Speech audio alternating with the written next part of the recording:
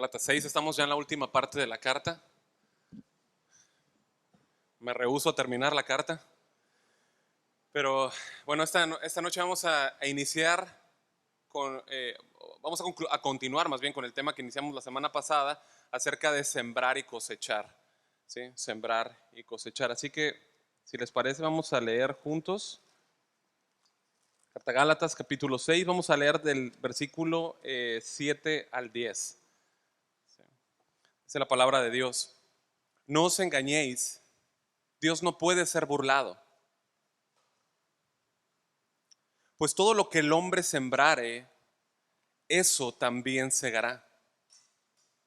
Porque el que siembra para su carne, de la carne segará corrupción.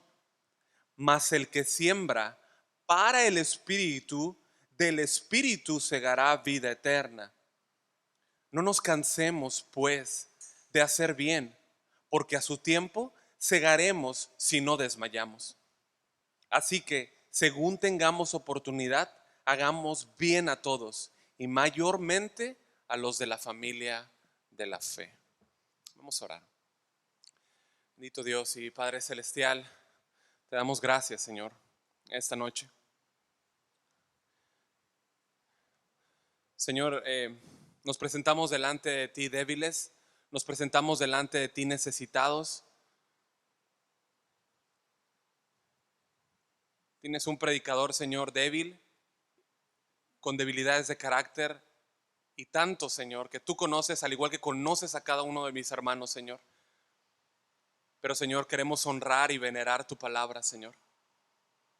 Queremos presentarnos delante de ella y ser cambiados, Señor. No queremos presentarnos delante del libro, Señor, y solamente leer e irnos a casa, Señor. Rogamos, Señor, un cambio en nuestras vidas. Que como cantamos hace un momento, Señor, en tus manos, Señor, tómanos, Señor, y haz lo que quieras de nosotros. Y sin lugar a dudas, Señor, porque tu palabra nos lo dice, tú nos quieres formar a la imagen de Cristo. Qué mayor evidencia de tu amor tenemos, Señor, que voltear hacia la cruz y ver a Cristo muerto por nosotros, Señor. Pero no quedó ahí, resucitó al tercer día, Señor. Y hoy saber que tú has determinado formarnos, Señor, a Cristo, Señor, tu Hijo amado, Padre. Ayúdanos, Señor, danos gracia. Danos gracia, por favor, y ponemos este tiempo en tus manos, Señor. Lo rogamos. En el nombre de Jesús, Señor. Amén y amén. Bien. Como decía, esta noche vamos a hablar del principio de la siembra y la cosecha, parte 2. Vimos la primera parte miércoles pasado, hoy vemos la segunda. Y todos nosotros sabemos que en nuestro mundo, en el mundo en el que estamos, pues se rige por medio de leyes absolutas e inviolables. ¿Estamos de acuerdo? ¿Cuál es una ley que se nos viene a la cabeza? La gravedad, ¿verdad? La ley de la gravedad, ¿no? 1687, esta ley fue expresada por Newton, ¿no? Él expresó de esta forma: la fuerza con que se atraen dos objetos es proporcional al producto de sus masas e inversamente proporcional al cuadrado de la distancia que los separa. ¿Entendemos? Sí, pues de volada, ¿no? Rapidísimo. Pero básicamente lo que explica es por qué cuando nosotros lanzamos objetos al aire, estos caen, ¿no? Ah, explica por qué cuando vas caminando pues y te tropiezas, te caes, ¿no? Es lo que nos enseña, ¿no? La Tierra ejerce una fuerza gravitacional hacia su centro sobre los objetos situados sobre su superficie, y eso es lo que hace que todos los objetos caigan y entonces no queden flotando. Bueno, así como esta ley es inviolable, incambiable, y fue establecida por Dios, hay leyes morales que Él también estableció. Dios, mis amados, el único Dios verdadero, al que acabamos de cantar hace un momento, Él creó y ordenó todo lo que existe en este universo. ¿Tú lo crees? Pero no solo eso, Él también reguló el universo a través de leyes absolutas, como la ley de la gravedad, entre otros, ¿no? Fíjate, el libro más antiguo de la Biblia, ¿cuál es? Eso, muy bien. Job 26:7. dice, Él, Dios, extiende el norte sobre vacío, cuelga la tierra sobre nada, ata las aguas en sus nubes y las nubes no se rompen debajo de ellas.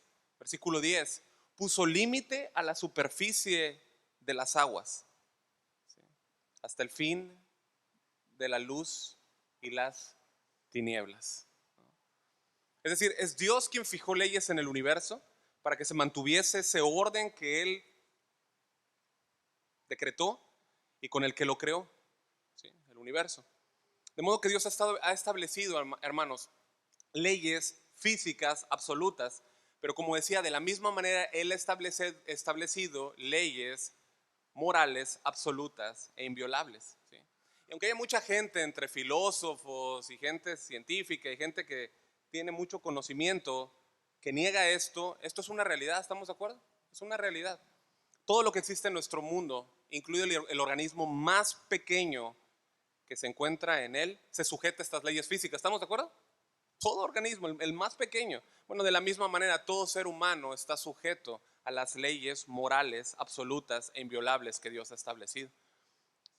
El orden físico de esas leyes establecen el buen funcionamiento del universo. ¿No? Es perfecto, es perfecto. Tú ves y es perfecto como todo avanza. Bueno, de la misma manera existen parámetros morales que Dios ha establecido que normalizan el buen funcionamiento de la sociedad. Fíjense, incluso los griegos en la antigüedad, ellos reconocieron que habían parámetros absolutos que definían o definen el bien y el mal.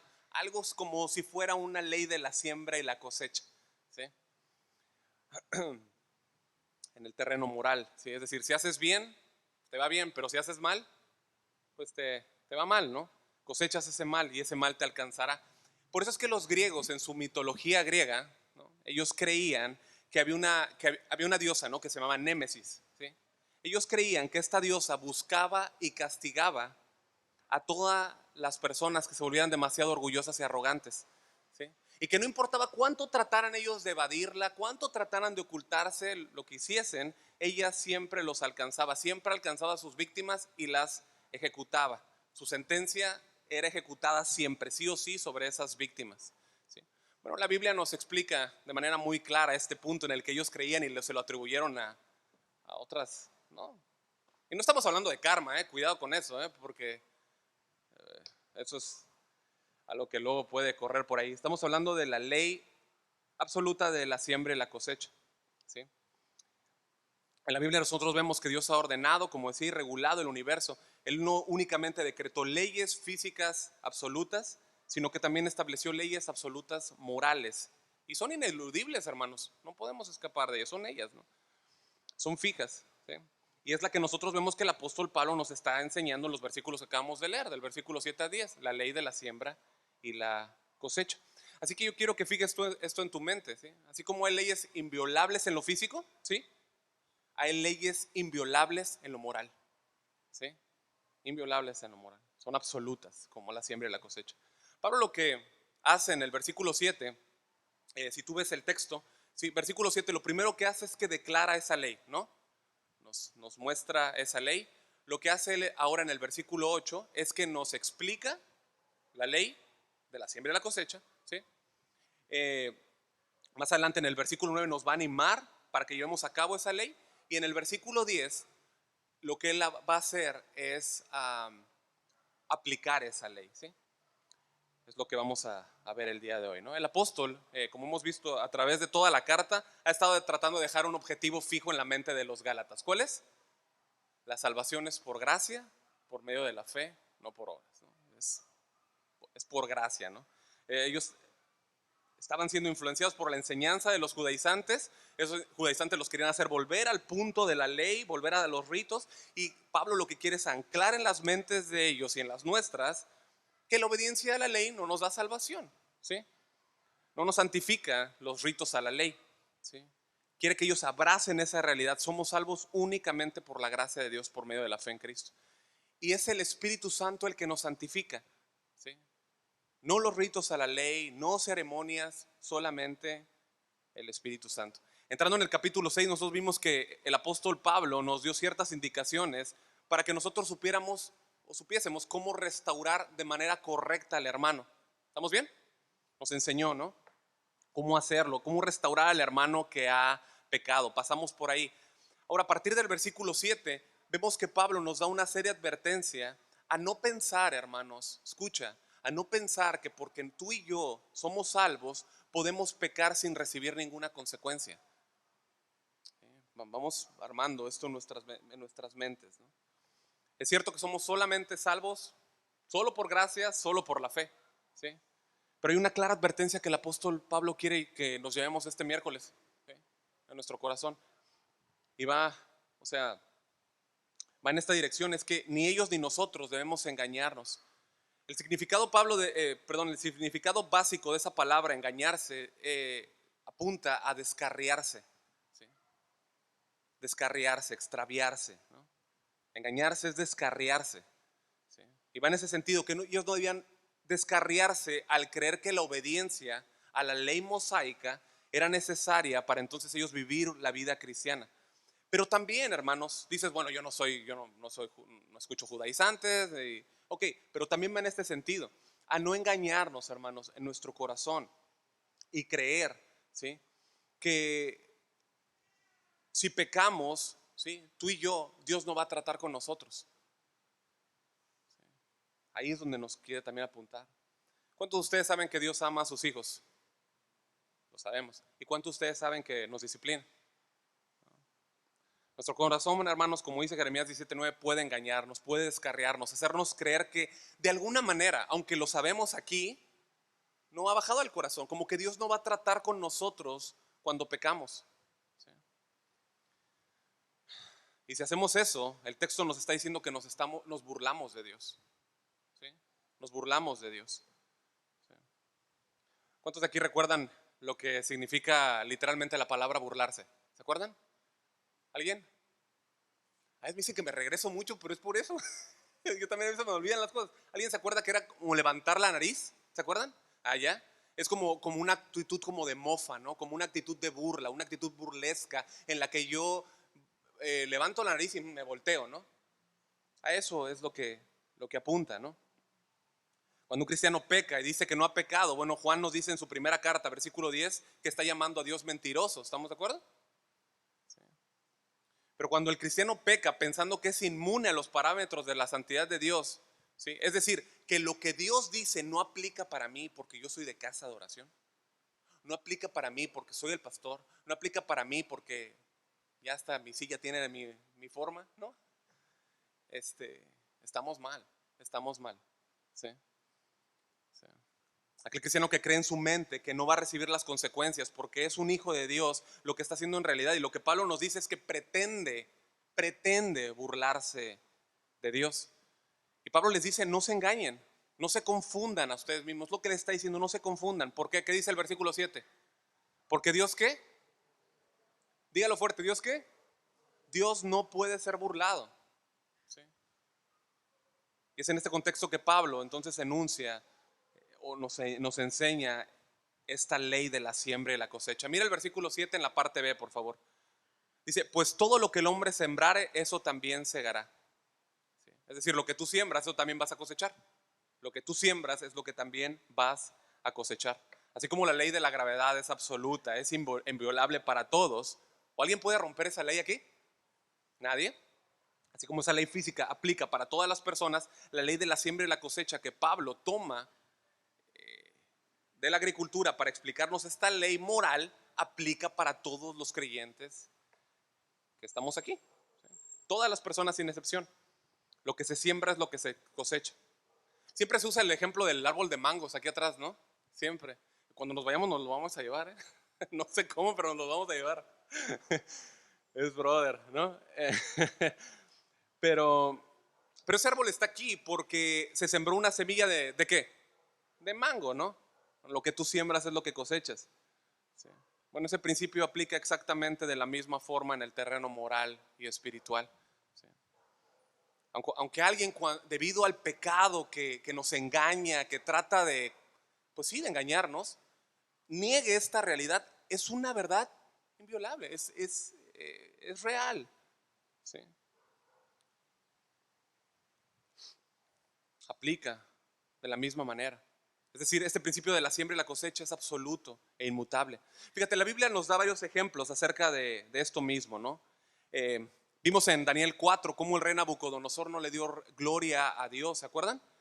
Cómo él ve la gran Babilonia, ya sabemos la historia, dice, no está la gran Babilonia que yo construí, y después viene una advertencia, no hace caso, él siembra orgullo y recoge vergüenza. 7 años estuvo como bestia en el campo, ¿no?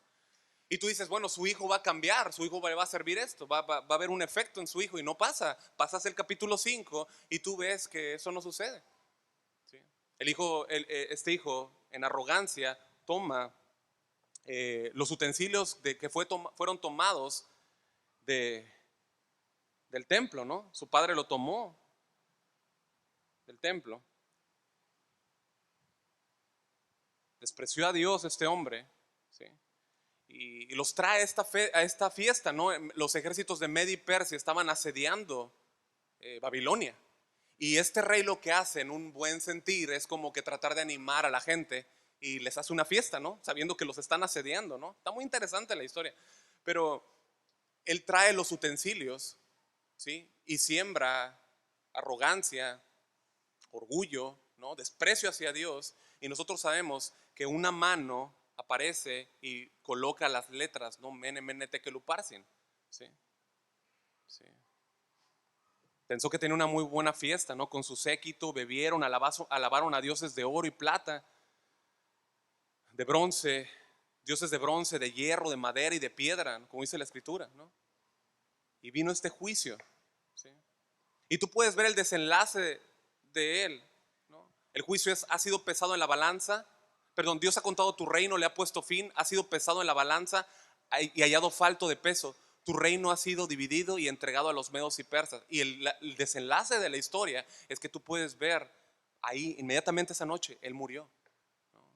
Sembró orgullo, cosechó muerte, ¿no?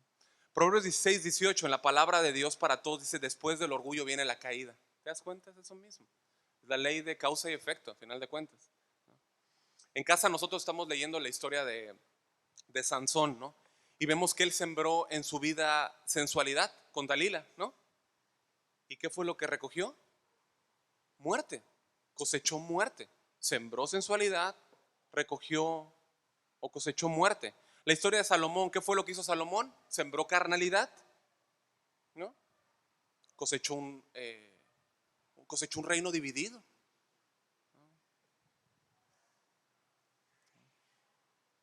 Entonces, Pablo nos dice cuál es la razón de esto, versículo 7, porque de Dios nadie se burla. De Dios nadie se burla. Y el punto es este, mis hermanos. La Biblia nos enseña de manera muy clara que lo que se siembra se cosecha. En palabras de Job, en 4:8, él dijo, por lo que he visto, los que harán iniquidad y los que siembran aflicción, eso niegan.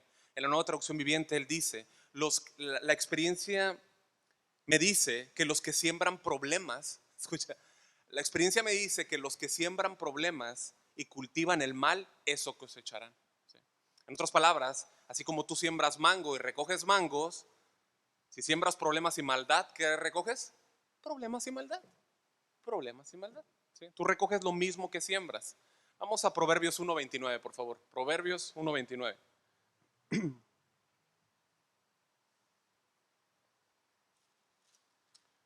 Proverbios 1, capítulo 1, versículo 29. ¿Sí? ¿Llegamos? Sí, sí. Proverbios 1:29, ¿sí? Dice, por cuanto aborrecieron la sabiduría, ¿sí? Y no escogieron el temor de Jehová, ni quisieron mi consejo, y menospreciaron toda reprensión mía. ¿Sí? Pregunta, ¿qué es lo que sembraron aquí? ¿Qué fue lo que se sembró? El menosprecio hacia el consejo de Dios. ¿Estamos de acuerdo? ¿Sí o no? Es el menosprecio, o sea, no lo quisieron, dice Dios. O sea, eso están sembrando. ¿Sí? Menospreciaron mi consejo, menospreciaron mi reprensión. ¿Cuál es la cosecha? Versículo 31. Comerán del fruto de su camino y serán hastiados de sus propios consejos. Salta al versículo 33. Mas el que me oyere, fíjate, aquí está la misma ley. Mas el que me oyere, el que sembrare, el que presta atención a mi consejo, el que atiende mi reprensión, el que me oyere habitará confiadamente y vivirá tranquilo sin temor del mal. ¿Sí?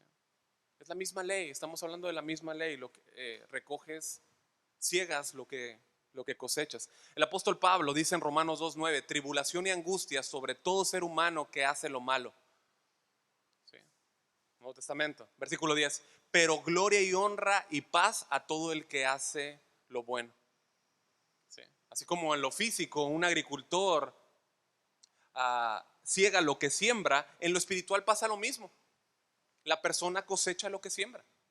Aquel que está despreciando el evangelio, que está despreciando la palabra de Dios, ¿qué va a cosechar? Muerte eterna. Muerte eterna. Aquel que escucha la palabra de Dios, ¿sí?, tiene un fin diferente. La salvación, dada por gracia, por la fe en Cristo, es la máxima prueba de esta ley. ¿Sí? La salvación por la fe dada por Dios en Cristo es la máxima expresión de esta ley, ¿sí?, de esta siembra. Cuando Cristo vino a este mundo, hermanos, Él sembró su justicia perfecta. Amén. Él vino y sembró su justicia perfecta. Él obedeció perfectamente sin ningún pecado. Él obedeció absolutamente la ley, ¿sí?, y cegó vida eterna. ¿Estamos de acuerdo? Y nosotros, debido a nuestra vinculación con Él, debido a que estamos unidos a Él, junto con Él cegamos esa vida eterna, recogemos con Él esa vida eterna. Y fue, mis amados, solamente por su justicia. Aparte de ella, nosotros no podríamos hacer nada, ¿sí? Estaríamos perdidos yendo hacia la condenación. Pero gracias a Cristo, que Él nos hace partícipes de la vida eterna que Él cegó para nosotros. Ahora, ¿quiere esto decir, hermanos? De alguna manera, ¿quiere decir que al nosotros haber sido salvados por Él, si tú y yo pecamos, quedamos libres de nuestras consecuencias? Bueno, yo sé que es un tema que lo tenemos aquí, fíjate, es un tema que yo entiendo que tenemos aquí, pero yo ruego al Señor que baje al corazón. El hecho de ser salvos no significa que seamos librados o que estemos exentos de nuestras consecuencias, hermanos, de ninguna manera. ¿Sí? Tú y yo jamás vamos a cegar las consecuencias últimas del pecado, ¿estamos de acuerdo? La muerte, el juicio, no lo vamos a recoger nosotros, jamás, porque Cristo cegó esas consecuencias por nosotros. Amén. Él cegó esas consecuencias. ¿Sí? Ese juicio eterno, Él lo cegó por nosotros, Él lo sufrió, ¿sí?, muriendo en la cruz. Sin embargo, nosotros vamos a seguir cosechando las consecuencias de nuestro pecado, hermanos. ¿Sí? La vergüenza, el dolor, la tristeza, la aflicción por nuestro pecado, por nuestra necedad. ¿Sí me sigue? Eso es un hecho, hermanos. Es una ley inviolable y absoluta. ¿Sí? Y eso es lo que Pablo nos quiere enseñar al manifestarnos esta ley, que aun cuando somos hijos de Dios, eso no va a cambiar. ¿Sí? No estamos exentos a la ley de la siembra y la cosecha. ¿Sí? La ley de la causa y efecto sigue accionando en nuestras vidas. ¿Sí? Aún siendo ya hijos amados por el Padre, por Cristo. Entonces Pablo pasa ahora para explicarnos más profundo esta ley en Gálatas 6:8. ¿Sí? Porque el que siembra para su carne, de la carne segará corrupción, mas el que siembra para el Espíritu, del Espíritu segará vida eterna. ¿Sí? Hablamos que la vida del cristiano se puede sembrar en uno de los dos campos, o el campo del Espíritu o el campo de la carne, ¿se acuerdan? ¿Sí? Vimos que la carne es nuestra naturaleza pecaminosa, donde se encuentran las pasiones y los deseos pecaminosos. Es esa parte de la naturaleza humana del creyente que aún no ha sido descontaminada, aún está ahí, aún después de la conversión, aún después del bautismo, sigue ahí, aunque te hayas mojado, sigue ahí, ¿sí? Esa parte de nosotros está esperando el día en que será glorificada. ¿Sí?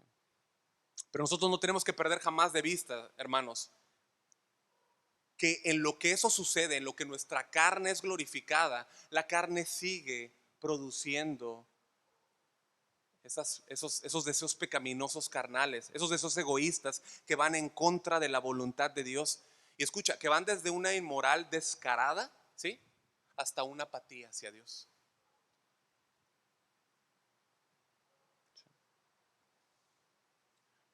No quiero ahondar mucho más en ello porque, bueno, lo vimos el miércoles pasado, ¿no?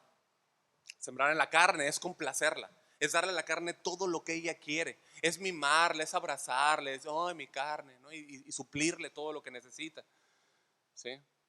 En lugar de cruz. ¿Qué es lo que nos llama la Biblia? ¿A acariciarla o a crucificarla? A crucificarla, ¿sí? La carne aquí, como dijimos, no está hablando del envoltorio que cubre nuestros huesos, ¿no? Habla de ese asiento del pecado, ¿sí?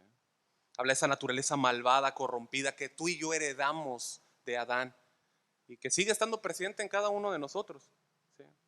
La carne es esa fuente de cada acción corrupta y malvada que una persona lleva a cabo. No hay nada bueno con ella, no hay nada bueno. Pablo dijo en Romanos 7:18, yo sé que en mí, ¿sí? Esto es, en mi carne no mora el bien, porque el querer el bien está en mí, pero no el hacerlo, ¿sí? Una persona que siembra para su carne, ¿sí? Es aquella que está satisfaciendo sus deseos malignos, está satisfaciendo todo lo que su carne quiere, sus deseos pecaminosos, en lugar de dejar que el Espíritu Santo subyugue esa carne y la someta, ¿sí? Esa persona siembra en la carne, está alimentando esas pasiones en lugar de vencerlas. John Stott, en su comentario a Gálatas, lo leí en la reunión pasada, dice: cada vez que permitimos a nuestra carne guardar un rencor, alimentar una ofensa, entretener un capricho impuro, revolcarse en la lástima, lo que hacemos es sembrar para la carne. Cada vez que nos entretenemos con malas compañías, sabiendo que no podemos resistir su insidiosa influencia o maliciosa influencia, ¿sí? Cada vez que quedamos en cama sabiendo que deberíamos levantarnos a orar, cada vez que leemos literatura pornográfica, cada vez que tomamos un riesgo fuera de los límites de nuestro propio control, estamos sembrando y sembrando para la carne. Y Pablo lo que dice es que el que haga esto le va a ir mal en peor, va a ir de mal en peor. ¿Por qué? Versículo 8. Porque el que siembra para su carne, de la carne segará corrupción. Corrupción. ¿Qué significa esa palabra? ¿Se acuerdan? ¿Alguien? Digo, no está, es eso mismo, es eso mismo, es de generación, alude a un alimento que estaba bien y de repente empieza a descomponer, ¿no? No hay más, ¿no? Es la persona que está haciendo uso de los elementos de su carne, pues en consecuencia va a manifestar las obras de la carne que vimos en Gálatas 5:19 al 21, ¿sí? Pero la cosa es que va a empeorar más y más progresivamente, ¿sí? Una persona que no es regenerada toma esos elementos de la carne porque no tiene otra opción, ¿estamos de acuerdo? ¿Sí o no? Y lo que hace es que progresivamente empeora más y más y más hasta llegar a su, descom- a su, a- sí, a su, ¿cómo se le llama? Se me fue la palabra, pero a una corrupción total, o sea, completa, ¿no? Romanos 6:23 dice que la paga del pecado es muerte. Eso es, la paga del pecado es muerte, ¿sí? Ahora, cuando habla de cristianos, ese cristiano ya fue librado de la muerte espiritual eterna. ¿Amén? ¿Sí me siguen? Esto es un hecho, la Biblia nos habla de ello, ¿sí? Pero ese cristiano, si sigue pecando, si sigue sembrando para su carne, va a cegar corrupción, va a sufrir las consecuencias que hablamos hace un momento: dolor, tristeza, aflicción, vergüenza. Pablo nos dice ya en 1 Corintios 11, ¿no? Eh, 30, donde habla acerca de que muchos duermen, ¿se acuerdan? A final de cuentas tiene esa consecuencia también, la muerte, ¿no? Ahora, ¿significa esto que ya me voy a quedar así porque, bueno, yo reconozco y ya no tengo ningún otro terreno en el que sembrar, solamente tengo este? ¿O, o es que la Biblia me da otro campo en el que puedo sembrar? Nos dice que podemos sembrar en el campo del Espíritu, ¿no? Mira la parte B del versículo 8. Mas el que siembra para el Espíritu, del Espíritu segará vida eterna. ¿Qué está hablando aquí? Bueno, aquí está hablando del creyente que se ocupa en las cosas de Dios, hermanos. Que su mente no está en las cosas carnales del mundo. Esas semillas que tú y yo sembramos son nuestros pensamientos, son nuestras acciones, ¿sí? Las semillas que tú y yo sembramos son nuestros pensamientos y nuestras acciones, ¿sí? Y eso se ve muy claro en lo que estamos leyendo, ¿no? O sea, esas amistades que fomentamos, las actividades que tenemos, ¿qué hacemos con nuestro tiempo libre? ¿No? ¿Qué hacemos con él? En esto como se muestra si sembramos en el Espíritu. Cuando tú y yo crecemos en nuestra vida piadosa de devoción a Dios, ¿sí? Cuando crecemos en nuestra vida de oración privada y pública, ¿sí? Nuestra adoración a Cristo, ahí estamos sembrando en el Espíritu. Cuando pasamos tiempo con el pueblo de Dios, estamos sembrando en el Espíritu. Cuando nuestra vida y nuestra mente está puesta en las cosas de Dios, es entonces que podemos producir el fruto del Espíritu que vimos en Gálatas 5, 22 y 23. Amor, gozo, paz, paciencia, benignidad, bondad, fe, mansedumbre, templanza.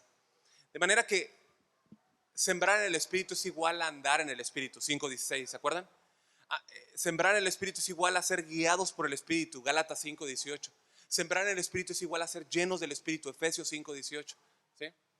Sembrar en el Espíritu es igual a tener la mente puesta en Cristo. Colosenses 2:3. Sembrar en el Espíritu es igual a tener la mente puesta en las cosas de arriba. Colosenses 3:1. ¿Sí? Sembrar en el Espíritu, mis amados, es igual a que nosotros seamos, como dice Romanos 12:1, o que presentemos nuestros cuerpos como sacrificio vivo, santo, aceptable a Dios, que es nuestro culto racional. Que no nos adoptemos a este mundo, que sino que seamos transformados por medio de la renovación de nuestro entendimiento. Y entonces podemos verificar cuál sea la voluntad de Dios, que es buena, aceptable y perfecta. ¿Sí? Pablo dice que el resultado de sembrar en el Espíritu, versículo 8, perdón, es ¿qué? ¿Qué? ¿Qué dice? La vida eterna. Muy bien, la vida eterna. Ahora, ¿quiere decir esto que si entonces una persona no es llena del Espíritu, entonces no va a ir al cielo? No, absolutamente no, no está diciendo eso, ¿no? El que es hijo de Dios es hijo de Dios por siempre. El que es hijo de Dios, el que es hijo del Rey, aquí lo digo en serio, ha sido llamado a ser ciudadano del Rey por siempre. Amén. Por siempre. ¿Sí? Todos los creyentes, todos y cada uno de los creyentes estarán ahí porque son hijos de Dios, han sido llamados a ser ciudadanos del reino de Dios. Ahora, cuando vemos el término vida eterna, hermanos, en la escritura, cuando tú lees el término vida eterna, se refiere más al sentido de calidad en lugar de duración, ¿sí? Se refiere más al sentido de calidad. ¿Sí? Cuando un creyente pone su confianza en Jesús como su Señor y Salvador, comienza a disfrutar de una vida mejor, ¿sí o no? ¿Sí o no? Una mayor tranquilidad, una paz que solo es obtenida por Cristo, ¿no?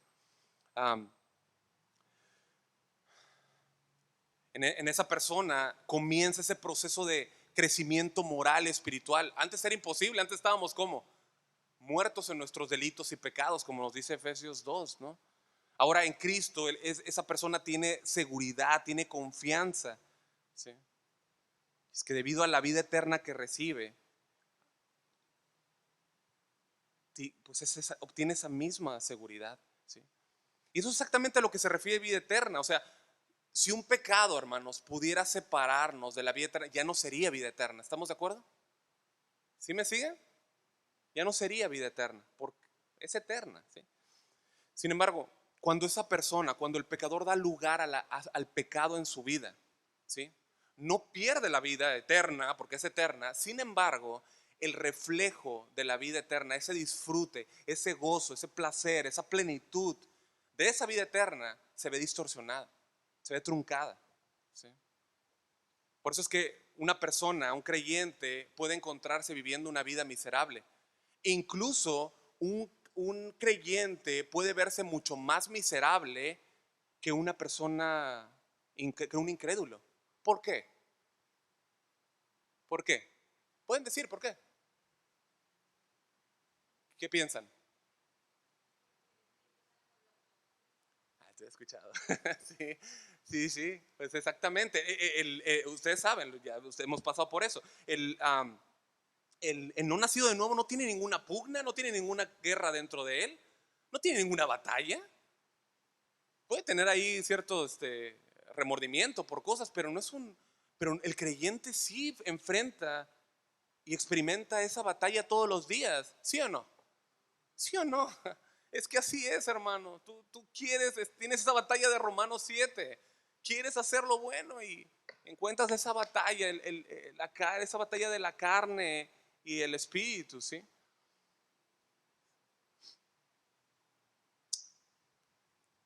Eso es lo que llevó a David, si me ayudan allá atrás, por favor, a decir en el Salmo 51:12. Nosotros bien haremos si vamos de continuo a ese salmo a leerlo, ¿no?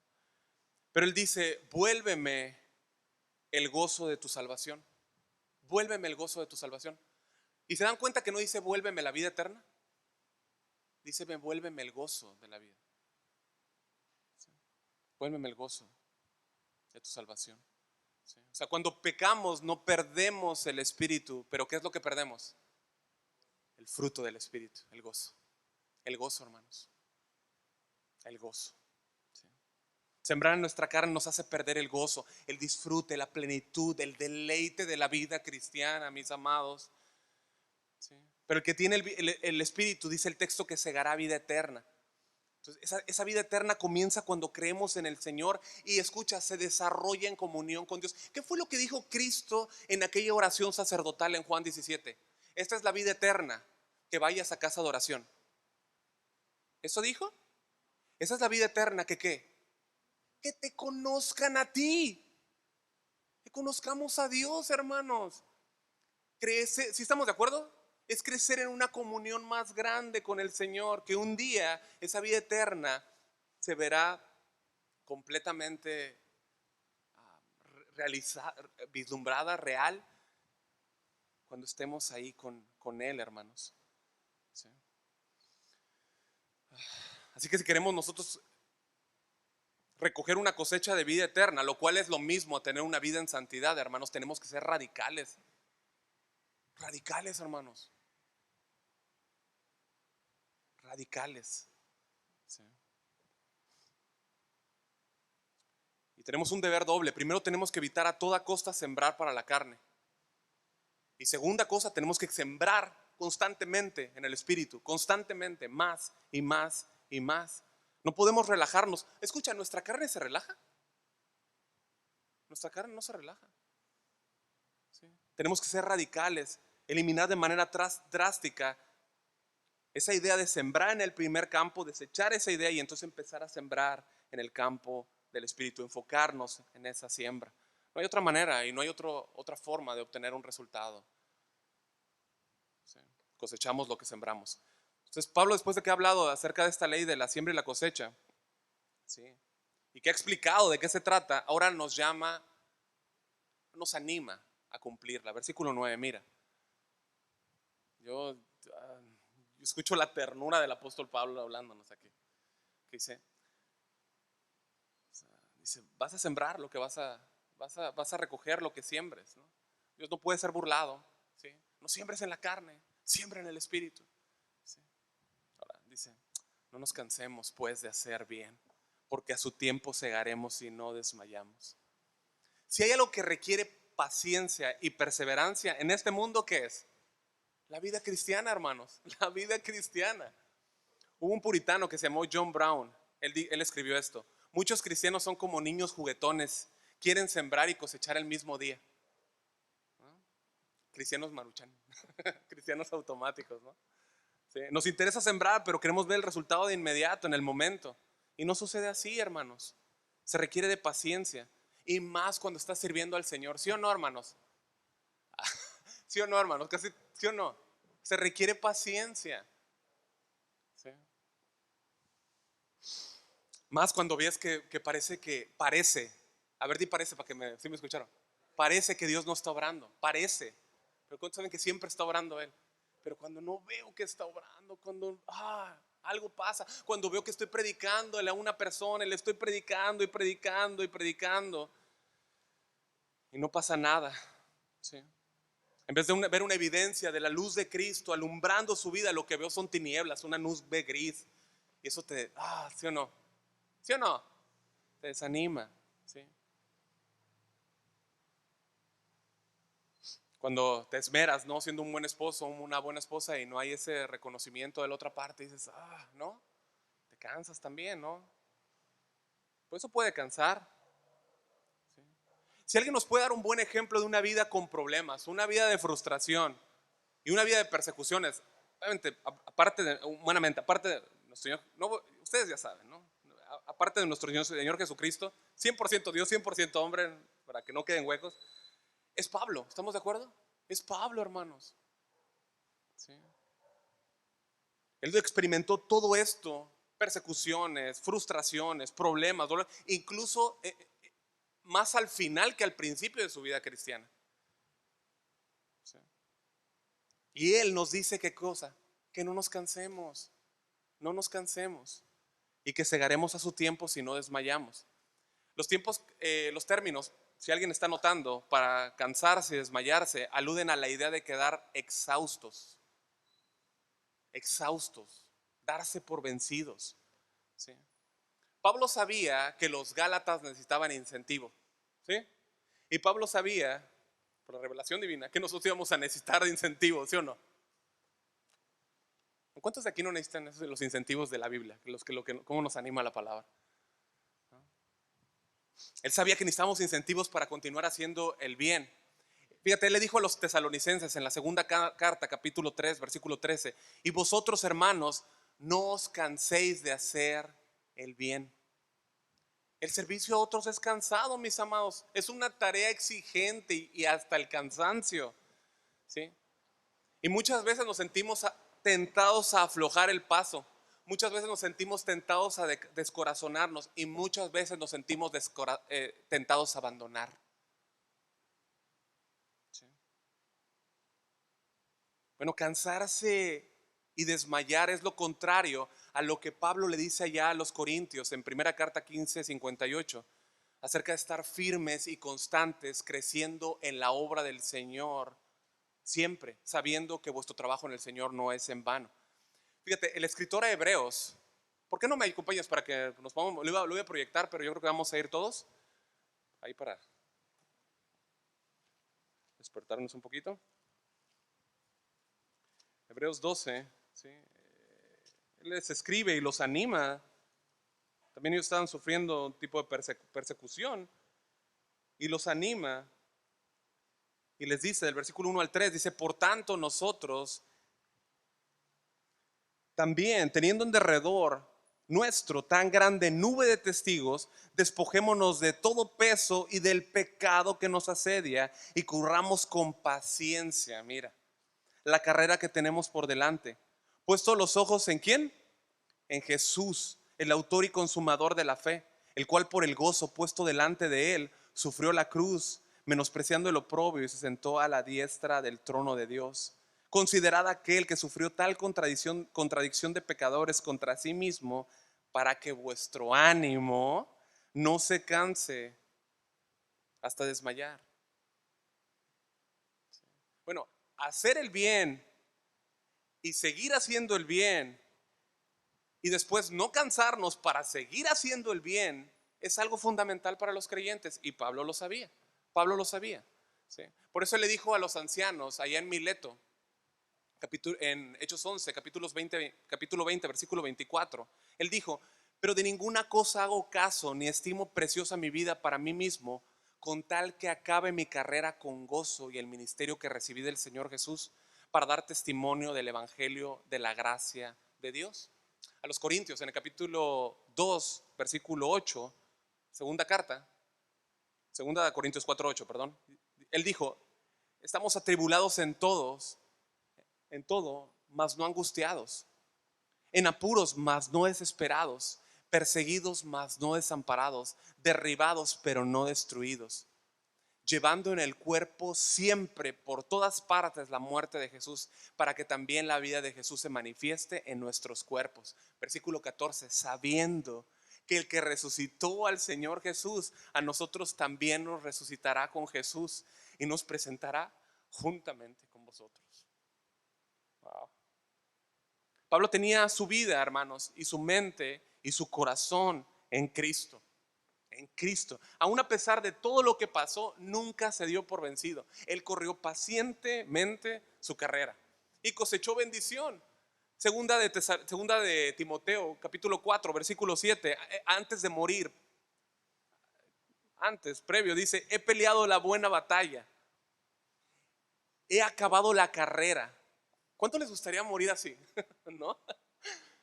¿No? He peleado la buena batalla, he acabado la carrera, he guardado la fe. Hermanos, esto está puesto para nosotros. Por lo demás me está guardada la corona de justicia, la cual me dará el Señor Jesús, juez justo, en aquel día. Y no solo a mí, sino también a todos los que aman su venida. Así que sigamos adelante, hermanos, no nos cansemos, sigamos adelante. ¿Sí? No nos cansemos de hacer el bien. ¿Por qué? Porque a su tiempo, ¿qué? Segaremos si no desmayamos. Hermanos, ¿qué pasa si un granjero deja de sembrar? O se queda a cuentas mochas. O siembra la mitad. ¿Va a cosechar bien o va a cosechar la mitad? ¿No? No va a tener una buena cosecha. Nosotros debemos esperar la siembra, hermanos. Si queremos una buena cosecha, tenemos que tener paciencia. Tenemos que esperar la siembra. Tenemos que, esperar con paciencia esa cosecha. Santiago capítulo 5, versículo 7 lo explica. Dice Santiago, por tanto, hermanos, tened paciencia hasta la venida del Señor. Fíjate, Él nos dice, mirad cómo el labrador espera el precioso fruto de la tierra, aguardando con qué dice, con paciencia hasta que reciba la lluvia temprana y tardía. O sea, lo que está diciendo es que no seamos como el puritano, lo que nos dijo el puritano John Brown, ¿no? Como que no seamos cristianos así, que quieren sembrar y cosechar el mismo día. No, paciencia. Es fácil desmayar, hermanos, cuando el servicio de los demás se vuelve de esta forma, ¿no? O sea, a veces nos podemos sentir tristes de una manera, ¿no? O porque no vemos resultados. Pero es exactamente ahí donde tenemos que tener paciencia, donde tenemos que no cansarnos. ¿Sí? Porque mi amado, vamos a recibir un día la recompensa después de sembrar fielmente. ¿Sí? Un día estaremos con Él para siempre. Él nos lo prometió. Pero Pablo nos dice entonces cómo aplicar esta ley. Versículo 10. Así que según tengamos oportunidad, ¿sí?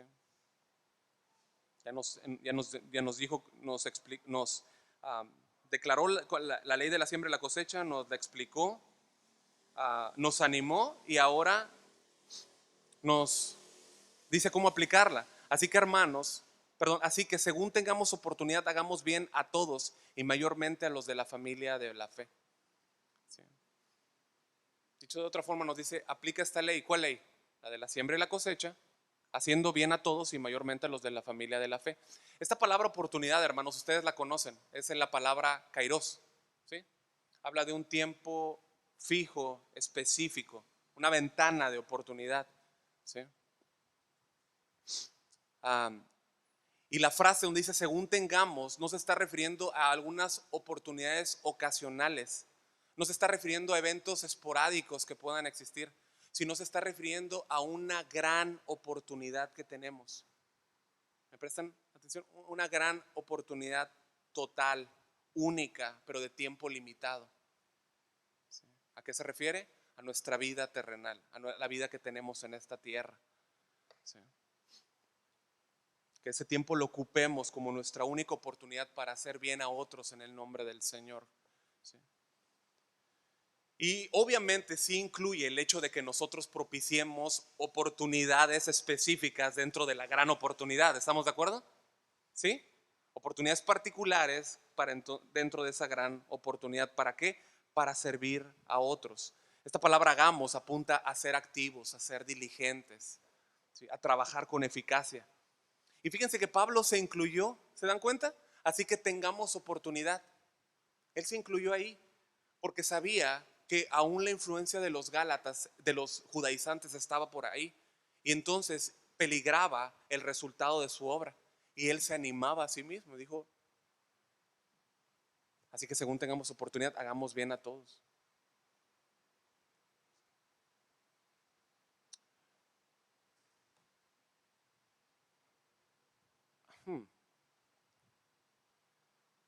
¿Pueden borrar eso último que dije? Por favor. Perdóname, cuando dice no nos cansemos, lo tenía en la mente, no lo tenía en el bosquejo. Cuando dice no nos cansemos, se está refiriendo a sí mismo por esta enseñanza de los Gálatas, es que se incluye, no nos cansemos. ¿Sí me entiende dónde lo conecté? Es ahí. Lo siento, por favor. Pero no significa que él no pueda unirse cuando dice hagamos bien a todos, ¿estamos de acuerdo? No, no significa que no pueda él incluirse ahí, ¿no? Ah, hmm, sí, ok. Ah, cuando habla de bien, ¿sí? De hacer bien, habla de ese bien interior que el Espíritu Santo produce en el corazón del creyente. Ese bien se puede expresar de maneras activas por medio de lo que nosotros hablamos, por medio de lo que nosotros hacemos hacia otros, ¿sí? Por medio de actos externos de bondad, ¿sí? Pero también abarca cómo ese bien puede mostrarse a otras personas que no son creyentes. ¿Sí? Nosotros podemos mostrar bien, porque a veces lo podemos cerrar solamente hacia nosotros, ¿no? Pero ese bien también incluye a las personas que están afuera. Podemos traer bien trayendo consuelo y alivio a los que están en necesidad, hermanos, aquí en San José del Cabo, ¿no? Podemos traer o conducir al pecador a la salvación. ¿Ustedes se acuerdan que Jesús mismo habló de esta ley de la siembra y la cosecha cuando dijo en Mateo 9:7 a sus discípulos, la cosecha es mucha, pero los obreros son pocos? Por tanto, pidan al Señor de la cosecha que envíe obreros a su cosecha. O sea, al predicar nosotros traemos bien a los hombres. Hermanos, ¿qué mayor bien podemos traer a los hombres que conozcan a Cristo? ¿Qué mayor bien, hermanos? Hay mucho bien, hermanos, que nosotros podemos hacer aquí en San José del Cabo. ¿Sí? Mucho que hablar. Vamos a entrar cuando estemos ahí dentro del Sermón del Monte. Nos habla la palabra en Mateo que somos sal de la tierra. Y si ustedes se acuerdan, una de las propiedades de la sal es que sirve para preservar. ¿Estamos de acuerdo?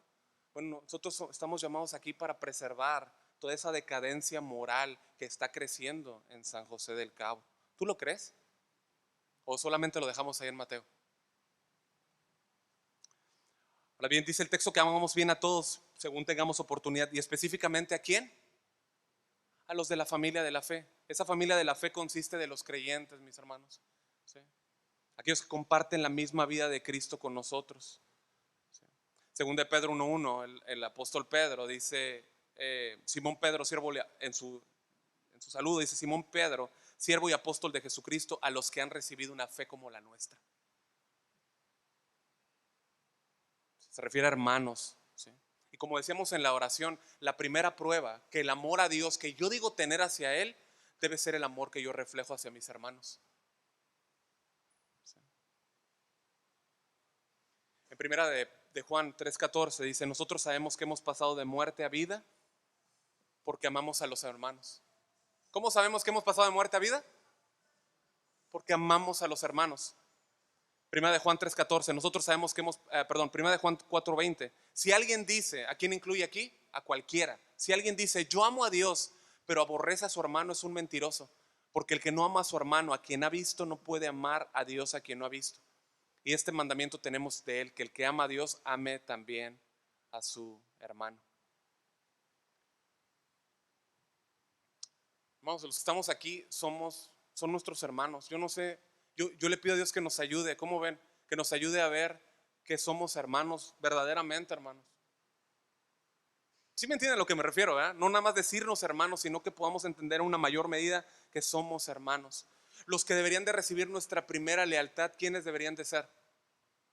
¿El mundo o nuestros hermanos? Cuando nosotros comprometemos nuestra lealtad con el mundo, estamos poniendo a nuestros hermanos en un segundo plano, hermanos, ¿sí? Hay un viejo refrán que dice, la caridad comienza por casa, ¿no? Lo repetimos de alguna manera, ¿no? Hay que empezar por casa, ¿no? Bueno, así debería de ser, ¿sí? Y yo ruego que esto nos ayude a entender la importancia de dar nuestro tiempo a los demás. Esta es la única y gran ventana de oportunidad que tenemos para vivir y servir a otros. Y debemos de entender que es limitada y entonces aprovecharla bien para hacer bien a los hermanos. Dios nos ha dado tiempo para vivir una vida para Cristo. Y en cada tiempo que ha corrido por esta tierra, cada persona que ha visto al Señor pasar y pasar y pasar, Dios da oportunidades para servir. ¿Te lo habías pensado así? Una vida mía, una vida de un hijo mío le da una oportunidad para servir. Otra vida, y otra vida, y otra vida para servir a otros. ¿Sí? Una oportunidad para manifestar el amor de Cristo hacia los demás hermanos. O sea, no solo se trata de no hacer mal a otros hermanos, sino de hacerles bien. ¿Sí? Y aprovechar el tiempo que tenemos. El doctor Lacueva escribió lo siguiente: mientras tenemos vida terrena, tenemos tiempo,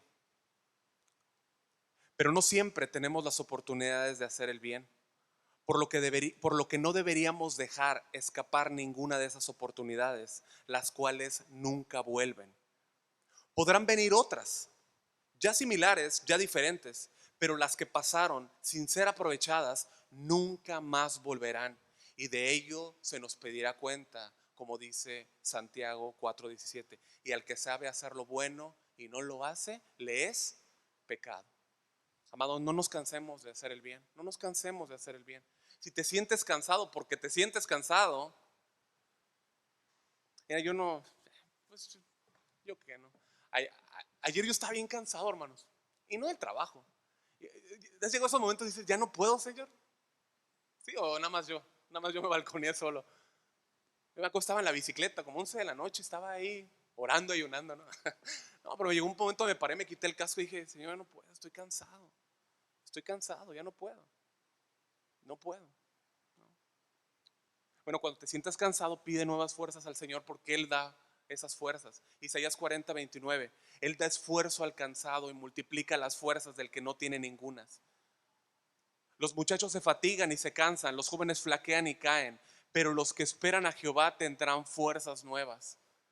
Nuevas fuerzas. Levantarán alas como las águilas, correrán y no se cansarán, caminarán y no se fatigarán. Hermanos, hay mucho que hacer todavía. Tenemos un evangelio que tenemos que predicar, hermanos.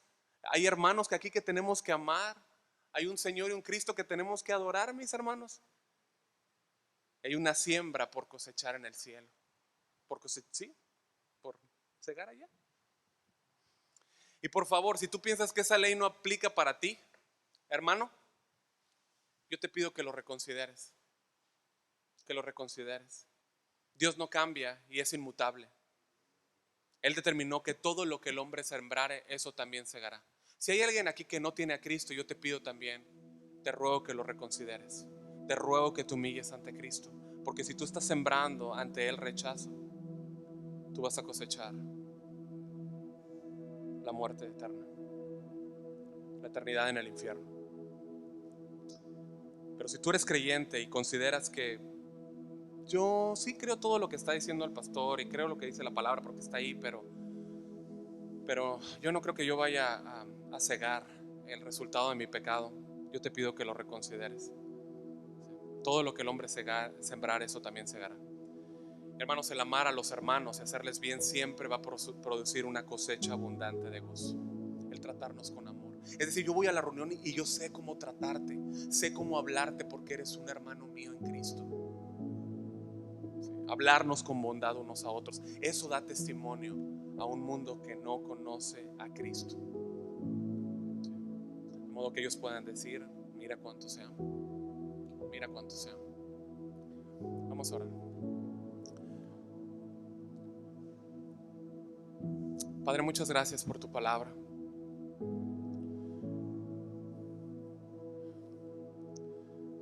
Señor, ayúdanos por favor. Ayúdanos porque necesitamos darle el peso a tu palabra. Quizá hoy estamos cosechando, Señor, aquella semilla, Señor, que sembramos tiempo atrás. Y ante ello no podemos hacer nada en muchos casos, Señor, pero queremos ser obedientes a la instrucción, Señor.